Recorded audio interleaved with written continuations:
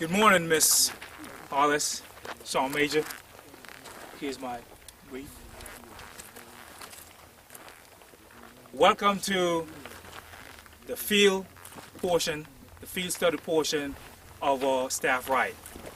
My name is Master Sergeant Dave Francis, and along with Sergeant Major Ando and Sergeant Major Rivera, we will be providing you an unclassified information brief on Stand 1 VIA's approach.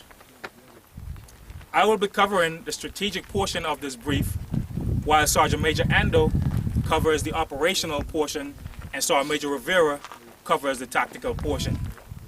Let's get oriented. We are currently here, and you're facing north. To your northeast is the town of Columbus, that way. And to your east is the Palomas border gate, which is right here. We passed that on our way in.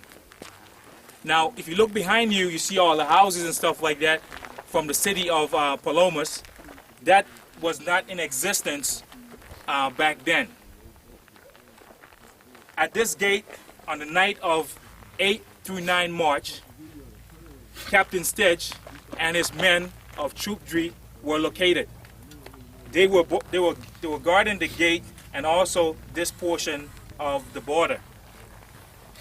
Now, VIA's men entered U.S. territory 2 miles to the west of where we're standing. Now, if you look to the southwest, you will see on that hilltop there's a walled-in villa, and there's also that golf ball shaped water tower. Those features are on a ridge which VIA's men used to hide their approach into U.S. territory.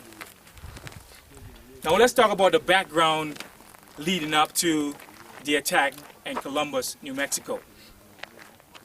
The attack in Columbus, New Mexico started with unrest, civil unrest in Mexico.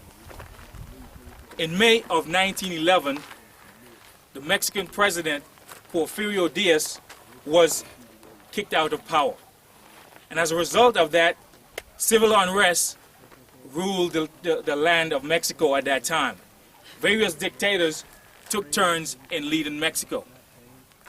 Now, in 1914, several generals banded together, including Carranza and Villa, and they overthrew or forced into exile the then dictator Victoriano Huerta, who was ruling Mexico at that time. And Carranza then took the presidency of Mexico upon himself. Unfortunately for Carranza, he was unable to secure recognition from the United States, and he was also unable to get Villa's support of his presidency. As a matter of fact, Villa vowed to resist Carranza's presidency by force. Now, once this happened, the rivalry was set in motion between Carranza and Villa. Many believed that Villa wanted the presidency for himself. So here we have civil unrest in Mexico, and here we have Pancho Villa, who at one time was a friend of the United States. Now here's what happened next. The tide turned in favor of Carranza, once the United States recognized Carranza as Mexico's legitimate president.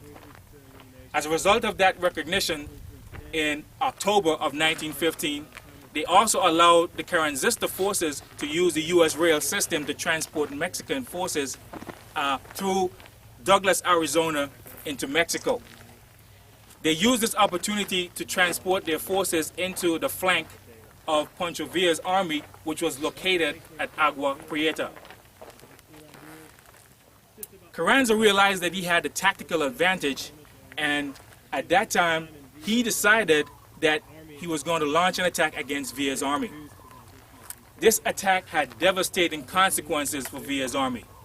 It was said that Villa's army was numbered in the 10,000s before that battle, but after that battle, his army numbered less than 1,000. So it was very devastating for Villa at that time. So what did Villa do? Villa decided to blame the United States for his defeat.